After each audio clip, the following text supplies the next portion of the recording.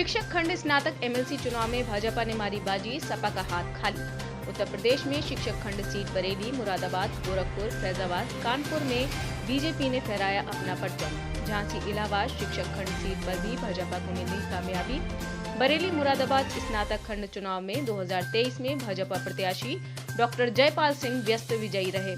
गोरखपुर, फैजाबाद स्नातक खंड चुनाव में बीजेपी प्रत्याशी देवेंद्र प्रताप सिंह जीते। कानपुर स्नातक एमएलसी चुनाव में भी बीजेपी को मिली जीत। हालांकि कानपुर की एक सीट बीजेपी हार गई।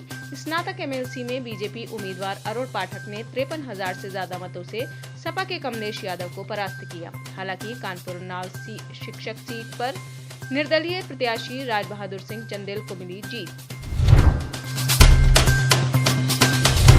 दिल्ली नगर निगम सदन की बैठक का एजेंडा हुआ जारी, पहले होगा महापौर का चुनाव। दिल्ली नगर निगम सदन की बैठक का एजेंडा जारी, सबसे पहले महापौर का चुनाव होगा। महापौर चुनाव के बाद उप महापौर का होगा चुनाव। स्थायी समिति के 6 सदस्यों का चुनाव होगा। 6 फरवरी को सदन की बैठक होगी। सपा नेता मिठाईलाल भारती को सपा बाबा साहब वाहिनी राष्ट्रीय अध्यक्ष बनाया गया।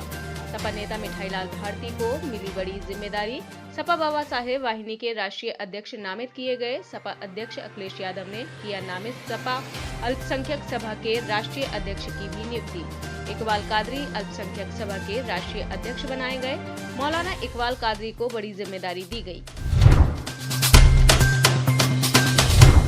दिल्ली आबकारी नीति मामले में सप्लीमेंट्री चार्जशीट दाखिल। दिल्ली आबकारी नीति मामले में ईडी की सप्लीमेंट्री चार्जशीट पर कोर्ट ने लिया संज्ञान। राउज एवेन्यू कोर्ट से सभी आरोपियों को समन जारी किया गया। राउज एवेन्यू कोर्ट 23 फरवरी को सुनवाई करेगा। सप्लीमेंट्री चार्जशीट में विजय नायर, शरत रेड्डी, विनोय बाबू, अभिषेक बोयनपल्ली, अमित अरोड़ा का नाम शामिल है। याजदान बिल्डर पर दर्ज हुआ ठगी का मुकदमा। नेशनल क्रिकेटर रविकांत शुक्ला ने कराया मुकदमा। रविकांत ने याजदान बिल्डर के खिलाफ कराया केस। अवैध जमीन पर बने अपार्टमेंट में दे दिया फ्लैट, अब क्रिकेटर को दे रहे जान से मारने की धमकी। अवैध जमीन होने की जानकारी के बाद भी बेचा। फहद याजदान समेत 7 लोगों के खिलाफ मुकदमा। रविकांत ने हजरतगंज थाने में दर्ज कराया मुकदमा।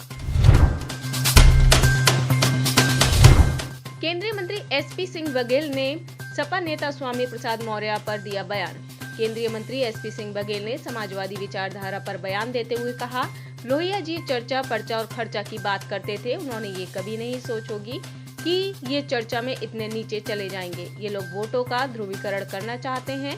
मानस के अपमान से एक वर्ग खुश होता है, इसलिए ये लोग ऐसा बयान दे रहे हैं। केंद्रीय बजट 2023 पर उन्होंने कहा, ये बजट देश के हर वर्ग का विकास करने वाला है, देश के हर कोने के विकास का ध्यान रखने वाला है। शिंदे गुट के 40 विधायक और 10 समर्थकों की सीएम शिंदे ने अचानक बुलाई बैठक। शिवसेना के नाम और निशान पर किसका हक, यह फैसला होना अभी बाकी है। ठाकरे और शिंदे दोनों गुटों ने अपने लिखित जवाब केंद्रीय चुनाव आयोग को सौंप चुके हैं, परंतु आयोग का फैसला आना अभी बाकी है। पर इससे पहले ही सीएम एकनाथ शिंदे ने अपने गुट के सभी 40 विधायकों और 10 निर्दलीय समर्थक विधायकों की अचानक मीटिंग बुलाई है। यश मीटिंग किस मुद्दे पर बुलाई गई है, यह तो अभी नहीं बताया गया है, लेकिन राजनीतिक सरगर्मियां तेज हैं। गुवाहाटी जाने के बाद पहली बार शिंदे गुट और इसके समर्थक सभी 50 विधायकों की एक साथ यह बैठक पहली बार हो रही है, कुछ तो खास है। जमानत के अभाव में 810 बंदियों को सजा काटने के बावजूद नहीं मिल पा रही है रिहाई। सजा काट चुके 810 बंदियों को नहीं मिल रहे हैं जमानती। कोर्ट से जमानत मिलने के 6 माह बाद भी नहीं मिले जमानती। जेल मुख्यालय ने ऐसे बंदियों की मांगी सूची, पैसे के अभाव के चलते नहीं हो पा रही जमानत। 171 कैदियों को सजा काटने के बावजूद नहीं मिल रही रिहाई। देहरादून वासियों पर बढ़ेगा आर्थिक का बोझ, देना पड़ेगा हाउस टैक्स। देहरादून वासियों को लगेगा बड़ा झटका। देहरादून के 40,000 भवनों पर लगेगा टैक्स। 129 बस्तियों के 40,000 भवनों पर लगा हाउस टैक्स। बोर्ड बैठक में हाउस टैक्स पर प्रस्ताव हुआ पास। इस टैक्स से सालाना करीब 4 करोड़ रुपए का राजस्व बढ़ेगा। जोशीमठ भू धसाव की आवाज अब दिल्ली में भी गूंजेगी। अब जोशीमठ की आवाज को दिल्ली पहुंचाने की तैयारी हो गई है। दिल्ली में रहने वाले उत्तराखंड के लोगों ने यह ऐलान किया है कि जोशीमठ उत्तराखंड की अनूठी विरासत है और इसकी आवाज को दिल्ली में भी बुलंद किया जाएगा। एयर इंडिया एक्सप्रेस की अबुधाबी कालीकट फ्लाइट की इंजन में लगी आग। एयर इंडिया एक्सप्रेस की अबुधाबी कालीकट फ्लाइट IX348 के लेफ्ट इंजन में लगी आग लगने के कारण फ्लाइट की उसी वक्त इमरजेंसी लैंडिंग करानी पड़ी जब उसके लेफ्ट इंजन में अचानक आग की लपटें उठने लगी। फ्लाइट की अबुधाबी एयरपोर्ट पर आपातकालीन लैंडिंग कराई गई। प्लेन में सवार सभी यात्री सुरक्षित बताए जा रहे हैं। जोधपुर से जयपुर जाने वाली पहली फ्लाइट का केंद्रीय नागरिक उड्डयन मंत्री ने किया उद्घाटन। केंद्रीय नागरिक उड्डयन मंत्री ज्योतिरादित्य सिंधिया ने जयपुर इंटरनेशनल एयरपोर्ट पर जोधपुर से जयपुर के लिए पहली फ्लाइट का वर्चुअली उद्घाटन किया।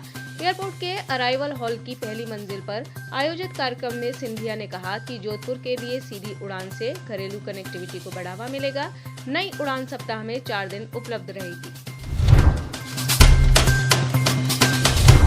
अखंड भारत का सपना अवश्य पूरा होगा, इमाम इलियासी। महर्षि दयानंद सरस्वती के जन्म शताब्दी समारोह में अखिल भारतीय इमाम संगठन के चीफ इमाम डॉक्टर इमाम उमेर अहमद इलियासी ने कुछ ऐसा कहा कि सबकी नजरें उन पर ही टिक गई। इमाम इलियासी ने कहा, ऐसा नहीं है कि वो हमारे नहीं हैं, अब वहाँ की जनता भी आवाज उठाने लगी है कि वापस अपने घर अपने भारत में जाना है। लेकिन कुछ राजनेता हैं जिनकी राजनीति खत्म हो जाएगी। घर वापसी से समय बदलता है। आज का भारत नवीन भारत है। आज का भारत उत्तम भारत है। इस बदलते भारत की तस्वीर है कि आने वाले वक्त में हमारा भारत बहुत जल्द जो अखंड भारत की कल्पना करता है वो कल्पना अवश्य पूरी होगी। तेलुगु सिनेमा के दिग्गज फिल्मकार के विश्वनाथ का निधन। तेलुगु सिनेमा के दिग्गज फिल्मकार के विश्वनाथ का हैदराबाद 92 वर्ष में निधन। उन्हें 2016 में प्रतिष्ठित दादा साहेब फाल्के पुरस्कार से नवाजा गया था। उनकी मृत्यु पर प्रधानमंत्री नरेंद्र मोदी ने ट्वीट कर दुख व्यक्त किया। उनके निधन को सिनेमा जगत की अपूरणीय क्षति बताया गया। गाली देने वाला गाली की पीड़ा को नहीं समझ सकता, स्वामी प्रसाद मौर्य। रामचरितमानस की चौपाइयों पर विवाद बयान। अब स्वामी प्रसाद मौर्य का नया बयान आया सामने।